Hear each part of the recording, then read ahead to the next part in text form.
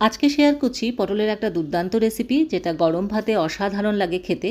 একবার অবশ্যই বাড়িতে বানিয়ে দেখো। যারা পটল অপছন্দ করে তাদেরও কিন্তু এটা ভালো লাগবে। নিয়েছি পটল, একটু বড় সাইজের হলে বেশি ভালো হয়। পটলের খোসা ছাড়াইনি, কিন্তু পটলের গাটা আমি খুব ভালো মতো চেছে নিয়েছি।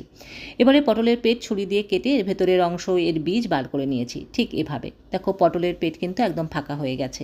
এবারে একটা মিক্সির জারে নিয়েছি হাফ কাপ পরিমাণে ভেজানো ছোলার ডাল। পটলের ভেতরের অংশ, পটলের বীজ যেগুলো আমি বের করে রেখেছিলাম সেটা দিয়েছি। এর মধ্যে দিয়েছি নারকেল, আদা, রসুন আর কাঁচা লঙ্কা দিয়েছি। খুব ভালো মতো একটা পেস্ট বানিয়ে রেখেছি। কড়াইতে জিরে, কালো জিরে ফোড়ন দিয়েছি একটু পেঁয়াজ কুচি। পেঁয়াজ একটু ভালো করে ভেজে নিয়ে এর মধ্যে হলুদ গুঁড়ো, লঙ্কার গুঁড়ো, জিরে ধনে গুঁড়ো দিয়ে ভালো মতো একটু কষিয়েছি। তারপরে ডাল বাটা দিয়েছি, স্বাদ মতন লবণ মিষ্টি দিয়ে নেড়ে চেড়ে নিয়েছি।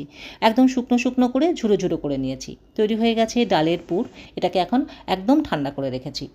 পটলের ভেতরের অংশে এই ডালের পুরটা ভালো মতো ভরে রেখেছি। সব কটা পটলের মধ্যে কিন্তু আমি ডালের পুর ভরে নিয়েছি। এবারে আর একটা প্যানে তেল গরম করে জিরে, কালো জিরে ফোড়ন দিয়ে পুর ভরা পটলগুলো দিয়ে নেড়ে চেড়ে নিয়েছি। সামান্য হলুদ, লবণ দিয়ে ভালো মতো ভেজে নিয়েছি। ঢাকনা বন্ধ করে ভেজেছি, মিডিয়াম আঁচে করেছি, যাতে পটলগুলো সুসিদ্ধ হয়। অর্ধেক মোটামুটি পটলগুলো ভাজা হয়ে এলে তখন এক মুঠো পেঁয়াজ দিয়েছি। এটা অপশনাল, দিতেও পারো নাও দিতে পারো, তবে দিলে পরে বেশি ভালো হবে। আর একটুখানি ডালের পুর আমার বেঁচেছিল, সেটাও আমি উপর দিয়ে ছড়িয়ে দিয়েছি। তৈরি হয়ে গেছে দারুণ স্বাদের একদম অন্য রকমের পটল ভাজা। গরম ভাতে যেটা দুর্দান্ত লাগে, অবশ্যই বাড়িতে বানিয়ে দেখো কেমন। চলো আজকের মতো টাটা।